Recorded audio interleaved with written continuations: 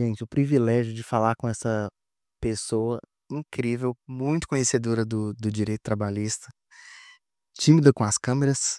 É tímido? Você é tímida com as câmeras? Vai estar aqui, né? Tá enfrentando os desafios, né? Tô enfrentando. E vai ser muito bom a gente poder falar um pouquinho sobre o direito. E primeiro eu gostaria que você contasse um pouquinho da sua história.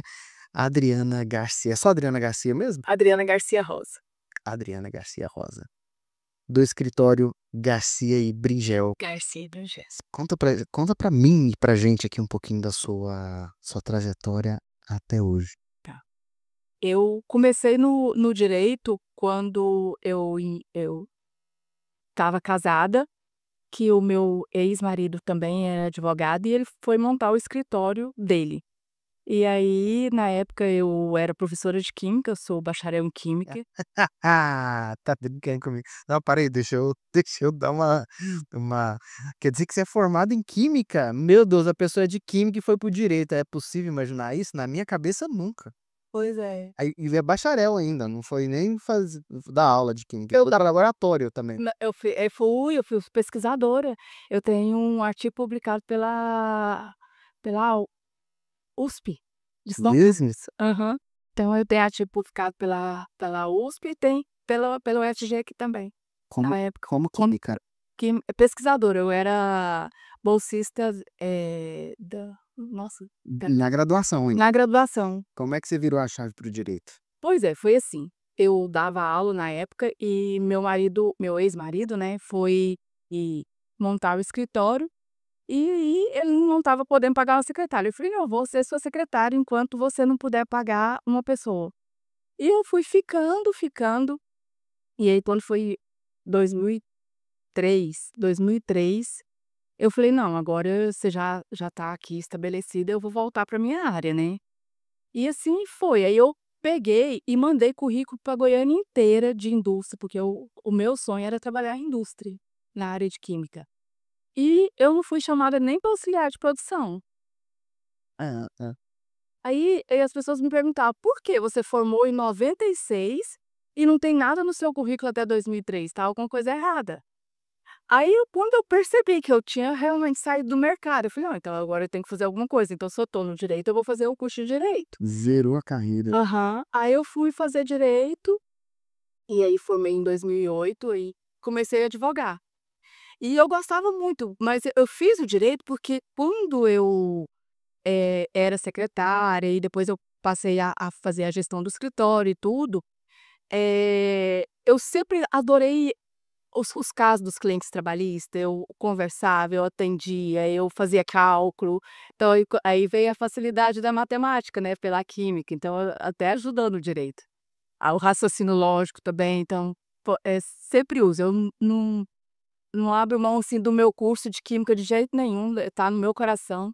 Quando fala em alguma coisa de pesquisa, eu fico toda ligada, sabe, então eu gosto bastante. Eu falo até que hoje a minha pesquisa é com os humanos, para melhoria mesmo. Então eu gosto muito a química me trouxe a questão da gestão da matemática, do raciocínio lógico e também da pesquisa, que eu gosto bastante. E aí, passei a cuidar comecei a advogar e eu queria experimentar todas as áreas.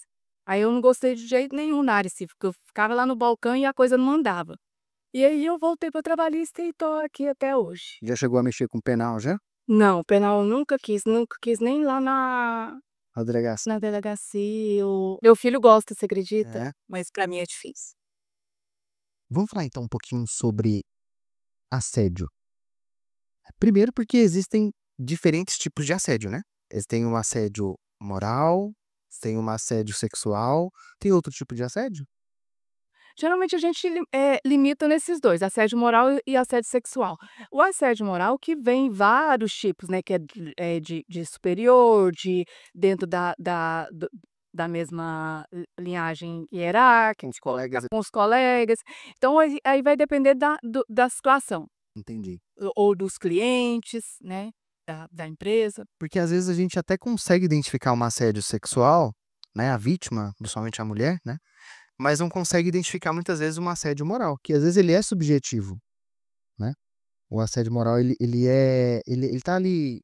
eu penso eu que é assédio tudo aquilo que você se sente de alguma forma ofendido na sua individualidade, na sua existencialidade, naquilo que você é no trabalho, naquilo que você acredita. É um tipo de assédio, não é? O assédio são situações recorrentes. Então, por exemplo, se eu venho aqui e falo alguma coisa para você que eu te ofendo, eu não estou cometendo assédio, eu estou cometendo dano moral. Entendi. Agora, eu todo dia eu falo: "Nossa, mas você é devagar. Nossa, mas você não faz nada direito. Nossa, mas você é isso, mas você é aquilo, mas você é isso". Sempre denegrindo a sua individualidade, o seu bem-estar, aí, como a situação ela é v recorrente, aí se torna assédio. Então, o dano moral, às vezes, é mais difícil você comprovar, porque ele acontece, às vezes, uma vez. Agora o assédio, como é recorrente, ele é quando ocorre de verdade, ele é mais tranquilo de provar. Por quê? Porque você tem que provar que acontecia várias vezes. É, se acontece várias vezes, você tem várias oportunidades de provar, né. E o sexual? O assédio sexual? O sexual, por exemplo, a tendência fala assim que o assédio sexual muitas vezes ele acontece de forma que a vítima não consegue ter prova, né. Então é mais difícil na justiça do trabalho você comprovar o assédio sexual. Só quando ocorre, às vezes, por exemplo, conversas no WhatsApp e tudo, fala-se que o ônus da prova é do assediador. Só que hoje a justiça já não está muito mais, assim, tão benevolente com o empregado. Que é o ônus da prova? Para quem não entende esse termo, é quem que tem que Quem que provar? tem que provar o assédio? Hã. Então, assim, eu alego que eu fui assediada sexualmente pelo meu superior. Aí, quando eu alego, já tem a hierarquia, já presume-se que é esse superior que teria que provar. Só que como que esse superior vai provar um fato, eu falo o negativo, né? Fato negativo. Então, assim, eu sempre oriento, quando acontece isso, que grava a conversa, que guarda as mensagens que recebidas. Então, assim, ou até mesmo de colegas de trabalho, né, para comprovar. Mas a ideia é o quê? O assédio, ele é mascarado, ele não é feito, assim, de todo mundo ver. Então, se eu acuso, eu tenho que provar aquilo que eu estou acusando. Se eu acuso a empresa, ou o empregador, ou os colegas de assédio moral, eu tenho que provar aquilo de alguma forma. Tem que provar aquilo de alguma forma, mesmo que seja por indício. Uhum. Agora, vou trazer aqui, existem abraços e abraços. Existe um abraço que pode ser um abraço normal, fraternal, e existe um abraço que pode, de repente, configurar algum tipo de assédio, certo? Assédio sexual, no caso, né? É, é possível, às vezes, a pessoa, nesse momento, estar sendo vítima de assédio sexual e não perceber, e só perceber depois que ela sair, ou depois que ela conversar com alguém, ou até mesmo depois que ela assistir um vídeo desse e falar: nossa, então aquilo que eu sofri era assédio sexual, ou aquilo que eu sofri era um assédio moral. É possível isso, né? É muito possível isso. Muitas pessoas, né, elas não percebem ou elas vai deixando passar: "Ah, é assim mesmo, ah, é assim mesmo". Muitas vezes, Golder, até adoece.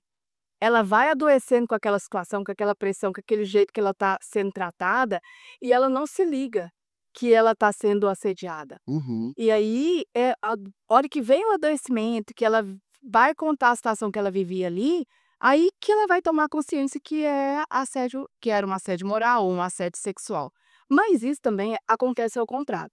Eu tive uma situação que era um chefe que todo dia ele levava um bombom para uma, levava uma flor para outra, que ele trabalhava era uma empresa de contabilidade, e ele levava cada dia para Um agrado. um agrado. Uhum. E aí, uma dessas pessoas entendeu que ele estava fazendo aquilo por assédio. Aí foi e entrou com ação contra ele, pedindo. Aí depois percebeu que ele fazia aquilo por todo mundo e ele observava cada pessoa que trabalhava com ele. Então ele percebia que uma gostava mais de chocolate, outra gostava mais de flores. E aí ele fazia aquilo para dar para a pessoa aquilo que ela Que identificava com ela, que que aí é chato. estava com ela. Aham. Aí, nesse caso, ele conseguiu provar que não era assédio, Sim. mas também tem ao contrário, É. né, de que às vezes a pessoa fala daquela coisa que não é muito, achando que é Que é normal, que é assim por todo mundo. e que não é. Uhum. E eu já vi casos de secretárias que passam por situações complicadas. Muito subjetivo. Eu acho que se gera um desconforto, o elogio constante, às vezes não é sexual, mas é moral, né? Um assédio moral, né? Um desconforto, porque às vezes ela é mãe, ela é casada, ela não gosta, né? Mas ela tem que estar exposta a essa pessoa. Às vezes não é aquela coisa assim que chega a ser um motivo enfim, ela não acha que é um motivo suficiente para ela sair daquele trabalho, mas vai incomodando, né. E quando é por parte de clientes? Eu conheço casos que a pessoa ficou no trabalho um tempo e depois ela saiu, coisa de um mês e pouco, por causa de assédio de clientes, era uma barbearia masculina, uma mulher foi trabalhar e ela com um mês ela pediu para sair porque ela sofria assédio de clientes. Como é que ficou o empregado nessa situação? Aí ele move contra o cliente, ele move contra a empresa, porque é uma situação difícil, né, nesse caso, por exemplo, de barbearia e tal. Qual que é a recomendação do ponto de vista do direito do trabalho? Tá, acontece o assédio lá, cliente, é um terceiro, né. Só que o empregador, ele é responsável. Então, na situação ali ocorreu, ele tomou conhecimento daquilo ali, ele tem que agir. Ele tem que chamar a atenção do seu cliente, pedir o respeito, falar que ele não aceita mais aquele tipo de coisa no ambiente no seu ambiente de trabalho, então ele tem que se posicionar. Ah, Agora, se ele não se posiciona, se ele vê o cliente assediando e ele não faz nada, de aí a tá sendo conveniente, ele tá sendo conivente. conivente com o Então a empregada, ela, de qualquer forma, ela vai entrar contra o empregador, né. Só que aí ela tem que provar a responsabilidade dele. Então como ela prova a responsabilidade que ele tomou conhecimento daquilo e ele não promoveu nenhuma ação para impedir aquilo ela acontecer. pode entrar contra os 2 também? Porque ali não tem relação de emprego, né. Aí, na justiça do trabalho, ela vai entrar só contra o empregador. Interessante, porque isso acontece bastante, como por exemplo isso que eu te falei e é coisas recentes, assim, que aconteceu há alguns meses. E a pessoa teve que sair por causa disso, pelo simples fato de ser mulher, e também às vezes o empregador também podia ter contratado um homem no lugar, né, às vezes para evitar esse tipo de coisa, né, tipo de situação. O ambiente de barbearia geralmente é bastante masculino, né. Aí, o que seja, eu não vejo problema de contratar mulher, eu acho que todo o ambiente, a mulher cabe. Agora, a postura desse empregador que tem que ser observada. Então, por exemplo, se ele tem um empregado e ele não tem uma postura de falar: "Não, aqui isso não acontece", porque a pessoa respeita, e se você falar uma vez com a pessoa no seu ambiente de trabalho, ela vai respeitar, ou então você não vai querer esse cliente lá, Sim. simples assim. Você não vai poder trabalhar com mulher lá, por exemplo. É. Aham. É verdade, é verdade. Ainda sobre essa questão de assédio moral, que eu acho que é o que mais, acontece, existem alguns segmentos, você percebe nos seus atendimentos, que existem alguns tipos de assédio que são mais comuns? De assédio moral que são mais comuns? Assédio moral que são mais comuns. Por exemplo, igual você falou: "Ah, sempre chama a pessoa de: 'Ah, mas você é lento, você é burro'", Devagar. né. Tá, então assim, geralmente no comércio acontece muito, porque a empresa quer que ela cumpre meta, Aham. né. Então, tem muita pressão nessa no cumprimento da meta, então acaba sendo um assédio. Já tivemos, hoje não muito, aparece muito, mas tinha indústrias de bebidas que elas faziam reuniões, mensais com os empregados, e quem não cumpria a meta tinha que, por exemplo, dançar na frente da turma, era colocado o nome Mas isso em lista para que ele tinha sido ruim. E se enquadra mais do que assédio moral ou é só assédio moral, você ter que dançar lá também? Que é vexatório isso, né? E o grau do assédio moral, né. Então, por exemplo, igual assim, às vezes uma coisa, eu colocar uma pessoa para dançar ali na frente, ela é mais grave do que por exemplo, chamar a atenção na frente de um colega, Uhum. né. Então, assim, então penso eu, né, porque ali você tá fazendo um igual você falou, uma situação vexatória, já a chamar o colega já é um constrangimento. Então é o grau de assédio. Entendi. E aí o que que esse grau faz? Com que o dano moral seja maior ou menor. Influencia no valor da Nos valor moral. da ação. E quando o assédio moral acontece de forma horizontal ali, entre os colegas de trabalho? Por causa de uma questão física, por causa de uma questão de lentidão, às vezes, que a pessoa tem, fazendo alguma coisa pejorativa e de forma frequente, como você disse. Eh, de qualquer jeito, o processo contra danos morais vai com a empresa, vai contra a empresa, não vai contra os empregados lá. Não, é contra a empresa. Aí é o mesmo caso. Quando isso acontece, o que que o empregado que está sofrendo o assédio tem que fazer? Colocar a empresa a tomar conhecimento disso. Tomou conhecimento e ela não fez nada para encerrar aquela situação, aí aconteceu a responsabilidade. Por exemplo, igual se nós 2 estamos na mesma hierarquia, você fala comigo, eu falo com você, e tem esse assédio, mas eu não conto para o empregador nem sabe, aí o empregador não tem a responsabilidade, né. Então, a partir do momento que eu me sinto violada no meu direito, eu vou falar com o empregador que aquilo estava acontecendo e a depender da postura dele, vai caber a ação de indenização por danos morais, vai caber a rescisão indireta, aí desenrola todo o processo trabalhista. Agora, o empregador, ele é responsável por todos os empregados dele, Ele é responsável. todos. Mesmo se de repente ele avisou e o pessoal não ele continuou sofrendo assédio moral, o empregador, É responsável. porque o empregador pode chegar e falar assim: "Ah, não, mas a gente fez ações lá, conscientizou, dei bronca no pessoal, dei até advertência, mas eles continuaram, mas nós fizemos a nossa parte". Não, mas aí é responsabilidade objetiva, ele tem que impedir mesmo de acontecer. Hum. Se ele simplesmente falou e a coisa continua acontecendo, aí ele do mesma forma, a E quem faz isso, responsável quem comete assédio moral dentro do serviço pode ser demitido por justa causa? pode ser demitido por justa causa. Interessante, então É, o empregador ele tem as ferramentas dele para impedir aquilo, entendi. Até a demissão, até demissão. entendi. Então, por exemplo, igual assim, acontece muito a discriminação racial.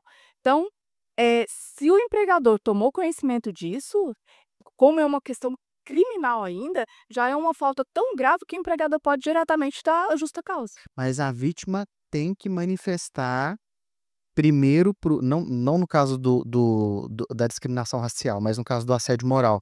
A vítima tem que antes dela procurar a justiça, ela tem que procurar a empresa.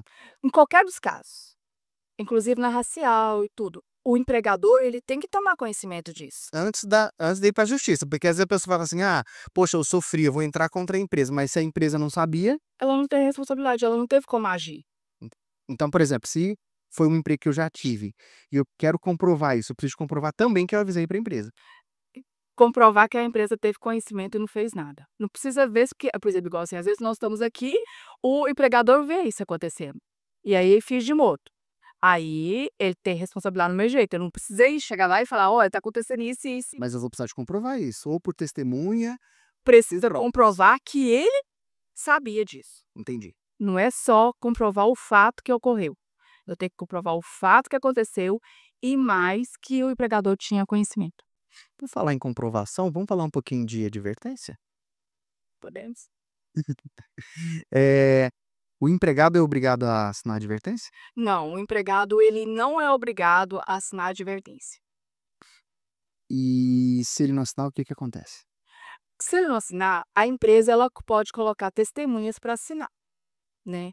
Aí ela vai valer a advertência vai valer por parte do empregador que ele realmente advertiu o empregado, ele realmente fez aquela punição para o empregado.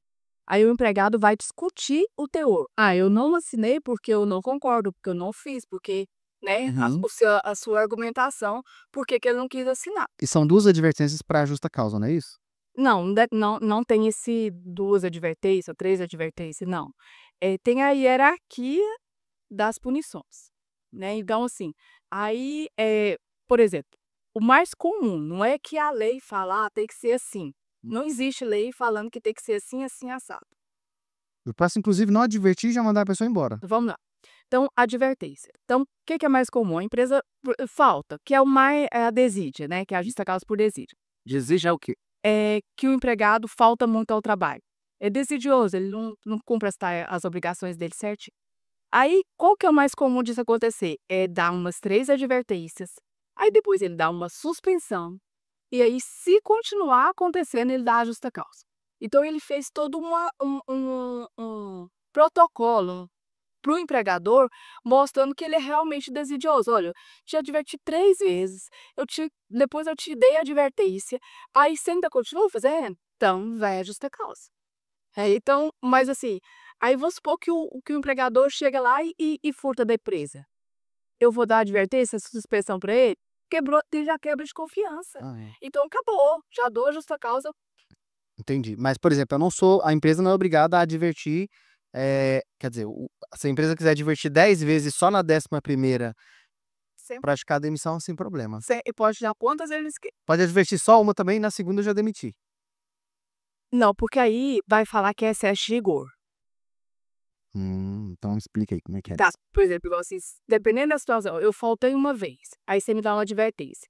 Aí eu falto uma segunda vez e você já me dá uma justa causa, é uma punição muito grave para aquela falta que eu cometi, Uhum. né. Então aí, geralmente a justiça reverte, falando que, foi excessiva. Então, quando é falta, né, aí Reverter é a pessoa voltar para o trabalho?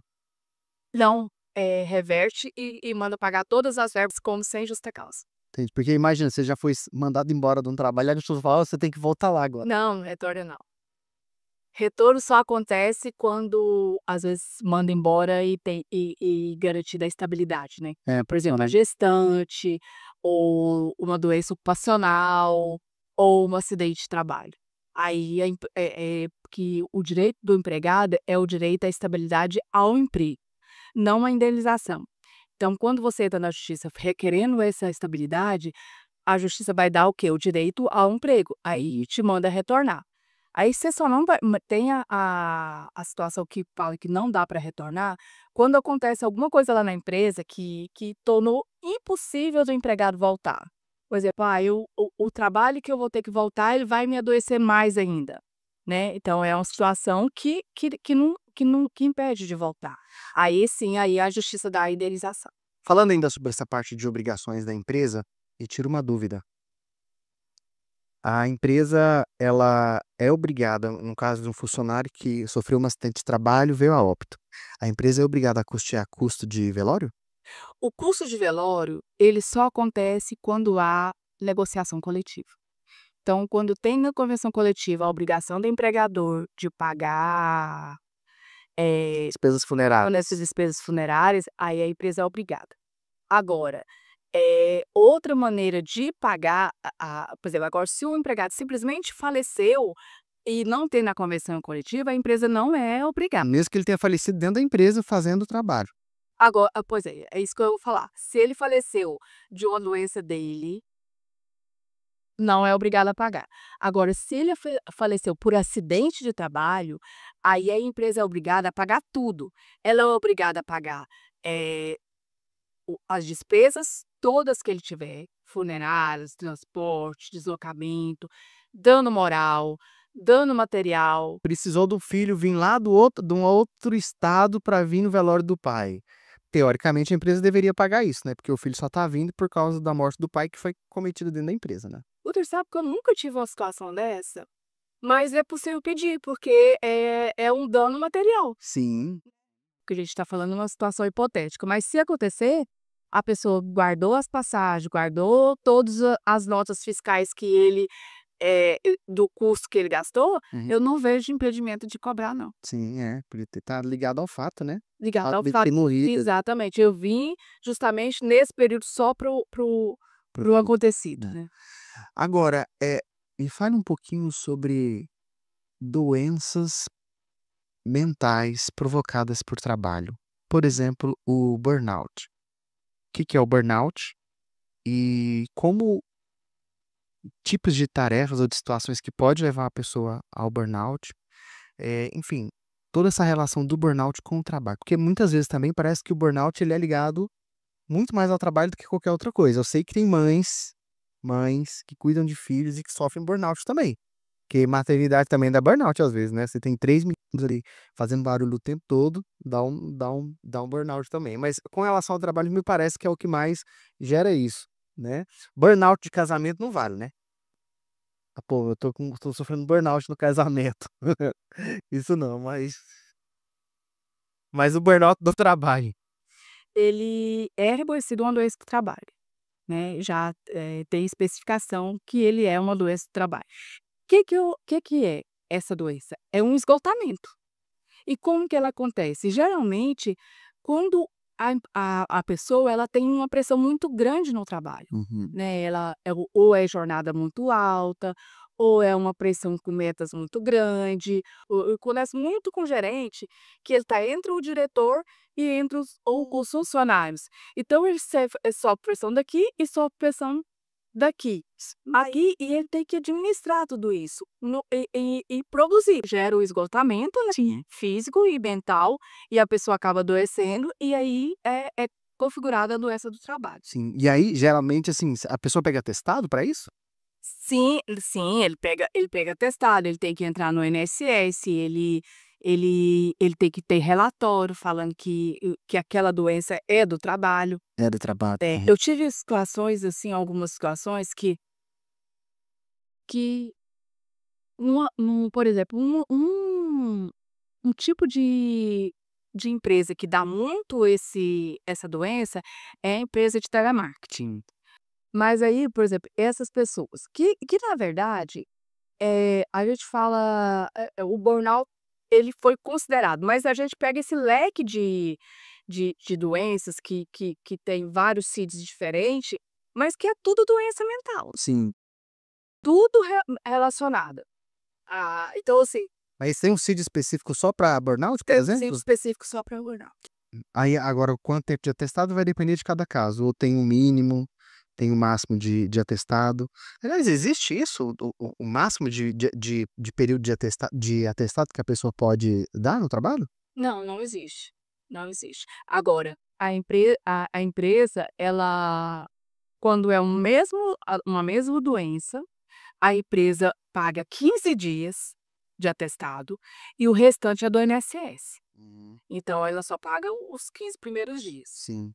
Mesmo que sejam vários atestados ao longo, a cada 3 dias a pessoa dá um atestado, por exemplo. Aí vai somando, Ah, se for da mesma doença, porque se for doença diferente, aí não deu os 15 dias. Mas aí a própria empresa acionou o INSS ou é a pessoa que tem que A acionar? empresa pode acionar e o empregado também pode ligar no 135 e marcar a perícia e A empresa não é obrigada é o a acionar o INSS, é? a empresa, o certo é a empresa fazer, Sim, é mais humano, né? é o mais humano. Mas quando a empresa não faz, aí você pode tomar providência. Por quê? Porque quanto mais você demora para marcar o INSS, a perícia, mais tempo você vai demorar para receber. Sim. Mas é retroativo depois. Ele vai pegar ali e contar os 15 dias de atestado da empresa, a partir do 10º, sexto, ele vai me pagar Sim, o INSS, mesmo que eu acione mais tarde um pouco. mesmo que você acione mais tarde, porque ele vai dar o tempo que ele acha que a pessoa ficou incapacitada. Aham. Que pode ser vai dar desde do 16º dia, mas ela pode, por exemplo, se tiver um atestado às vezes de 120 dias, ela pode reconhecer só 90, só 60. Aí só que aí, enquanto não fizer a perícia, ela tem a obrigação de pagar. Entendi. Agora, por exemplo, igual a perícia aconteceu no 45º dia, aí o atestado é de 120 dias, aí ela pode dar só 60 dias, mas ela fez a perícia antes de terminar os 60 dias. Aí o empregado tem a obrigação de voltar ou recorrer falando que ele não tá. Recorrer via administrativa ou judicial com advogado. Sim. A gente acha, né, que é só em casos extremos ou que tá rolando ali muito dinheiro ou uma ameaça maior, mas a gente sempre ganha em consultar um advogado especialista, diga-se de passagem também, né. Tivemos uma situação que você sabe que a Justiça do Trabalho, ela tem a termação, né. O que que é a termação? o empregado ele pode ir lá sozinho, sem advogado, e entrar com a ação. Sim. Ele não precisa de advogado para entrar. Mas ele não vai saber nem como entrar. E o que acontece? Teve uma cliente que ela foi lá sozinha. E aí a empresa veio com o advogado, apresentou defesa e ela não sabia o que fazer. Só que quando ela trouxe o processo para mim, eu não tinha como resolver. Já tinha corrido os Não, prazos? não é nem que não tinha corrido o prazo. A forma que ela se colocou, a forma que ela contou os fatos, era impossível construir a contestação. É impossível fazer a impugnação. Então, ela simplesmente desistiu do processo. Porque não tinha o que defender ela da forma que ela colocou. Porque ela falou que não recebeu isso, não recebeu aquilo, a empresa veio com todos os documentos falando que recebeu. O que você ia fazer?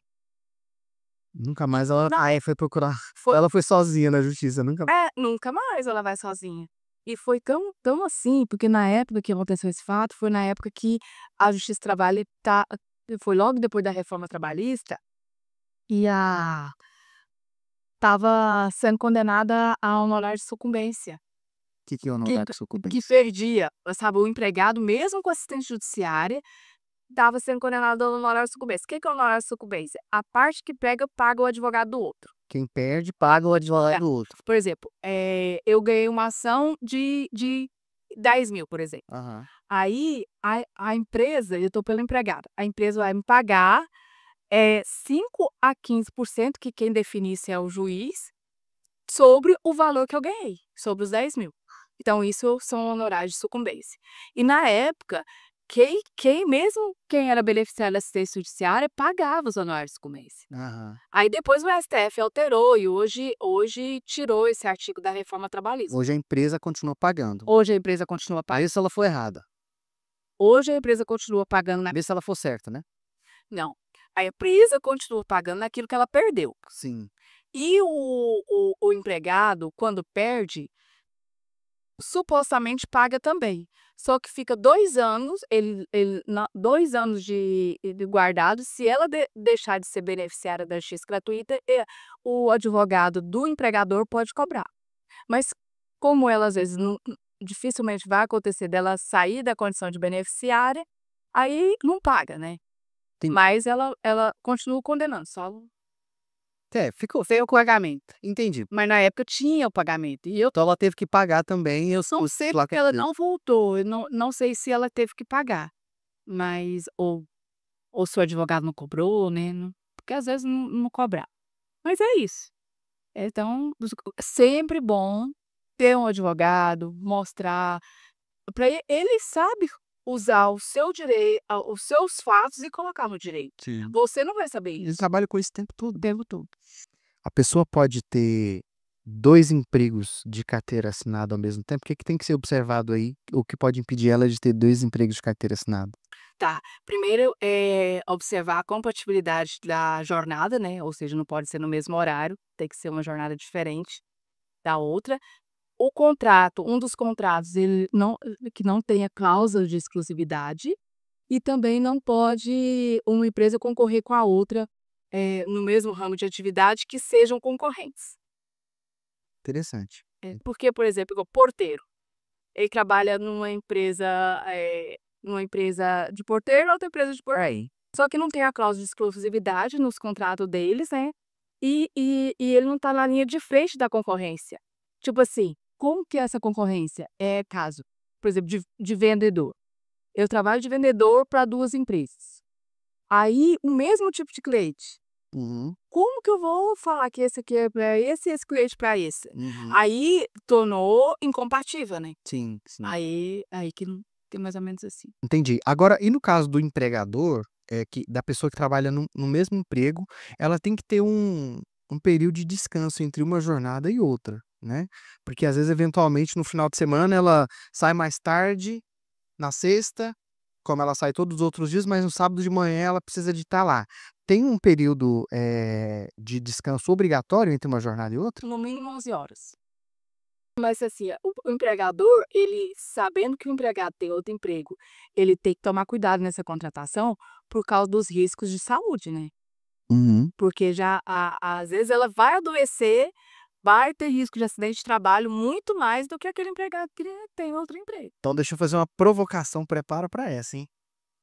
A pessoa tem 2 empregos, ela sai de um emprego e vai pra outro, ela sofre um acidente de trabalho no meio do trajeto, quem que paga? Qual a empresa que vai arcar com os custos de acidente de trajeto de trabalho? A empresa que ele tá saindo ou a empresa que ele tá entrando? Tá. O acidente de trajeto é o quê? É trabalho, casa, casa, trabalho. É. Se eu tô indo do meu trabalho para outro trabalho, eu tô indo para casa, Não. então não é acidente de trabalho. Teve casos já que a empresa por exemplo, igual assim, ele teve um acidente, aí fez a ocorrência, que lugar que ele estava? Ah, para ele ir para casa, ele tinha que fazer esse percurso. Ele estava aqui, aí já não é acidente. Ah, então se eu estiver indo pra casa da minha sogra pegar os meus filhos, eu não incorri acidente de trabalho. Não ocorreu, porque está lá no seu contrato de trabalho o lugar que você mora. Ah. E se você alterou o percurso, você já alterou. Eu saio do meu trabalho, pego a criança todo dia em casa, todo dia na escola e vou pra casa. Se um acidente acontece entre a minha casa e a escola da criança, é acidente de trajeto, de percurso? Se a escola estiver dentro do seu trajeto de casa, provavelmente você vai conseguir provar que é acidente de trabalho. Agora, a escola da criança desviar do seu trajeto principal para você ir para sua casa, aí não é acidente de trabalho. Interessante. Que é diferente daquele outro, né? Daquele outro caso que você falou. Quando eu saio do trabalho e vou para outro trabalho, o que eu posso aprender com isso é sempre more no meio de um trabalho para outro. Mas vai ter questão de tempo também. Por exemplo, quanto tempo eu gasto da minha casa para o trabalho? Aí eu saí do meu trabalho É. 5 horas da tarde. Eu gasto 30 minutos para chegar lá em casa.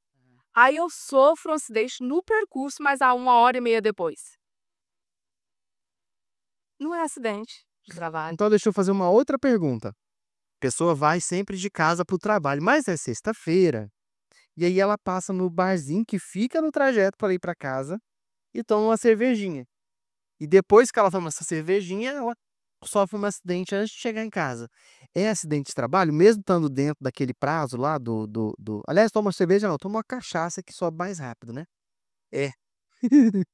É acidente de percurso ainda assim? Pode ser interpretado como acidente de percurso? Tá, então vamos lá. A gente tem que analisar duas coisas. Primeiro, o tempo que ele gastou, né, para chegar em casa, a empresa já consegue descaracterizar. E se quando ele sofreu o acidente e for atendido e provar que ele estava alcoolizado, também já desconfigura. Entendi. Então, assim, a empresa, por exemplo, vamos supor que ele, igual você falou, passa no barzinho da esquina, Uma pinga. uma pinga e tá dentro do tempo de chegar em casa. E não fala nada lá quando ele sofreu o acidente, vai se configurar o acidente de trabalho, porque a empresa não vai conseguir comprovar que teve esse desvio, né. Mas se ele tiver alcoolizado, aí já muda, né? Porque ele não ficou alcoolizado na empresa, ficou alcoolizado no trajeto, Exatamente, isso. né? Então, assim, mas a empresa tem que provar que isso aconteceu, entendeu. Ah, Então ela tem que provar que ouviu ele bebendo no bar antes de ir embora, ele viu, então assim, tem que fazer a prova de que ele. bem interessante. Porque muita gente sai, né, na sexta-feira ali, passa no boteco e depois vai para outro, né? Bem interessante. Olha, foi muito produtiva a nossa conversa. Nós falamos de burnout, falamos sobre assédio, falamos sobre atestado, né? Falamos de tanta coisa. O tempo passou rápido. Eu quero agradecer. Você foi muito bem. Me parece que você já deve ter feito alguns podcasts por aí, viu? Hoje, né, eu não tenho pais mais, né, meus pais já faleceram. E aí eu falei assim: "Gente, eu vou fazer o primeiro podcast, pai, vai comigo, mãe, vai comigo, porque Deus vem aqui me ajudar". Mas na hora da audiência, aí você dispara. Na hora da audiência com o juiz, é tranquilo. Guta, o que que acontece? Quando eu comecei a advogar, toda vez que eu entrava numa sala de audiência, numa audiência, quando eu saía, eu falava: "Gente, por que que eu não fiz isso? Por que que eu não perguntei isso? Por que que eu não ve". Aí, que eu sofria tanto, porque eu terminava a audiência, eu tinha que ir pra cama, tanto que eu sofria. Aí eu passei a entrar na audiência, assim: "Deus, não sou eu que vou fazer essa audiência, é o senhor. Se esquecer de alguma pergunta, é tu, não sou eu. Eu tô fazendo só o que você tá me mandando, então". Eu sou preposto de Deus, e é eu, assim, então E aí eu acalmei meu coração com isso. Muito bom. E para quem quiser encontrar e saber mais sobre o escritório, onde fica, quais redes sociais acessa, conta mais pra gente sobre isso aí. Nas redes sociais você encontra a gente no Instagram, garcia.brigel, @garcia.brigel.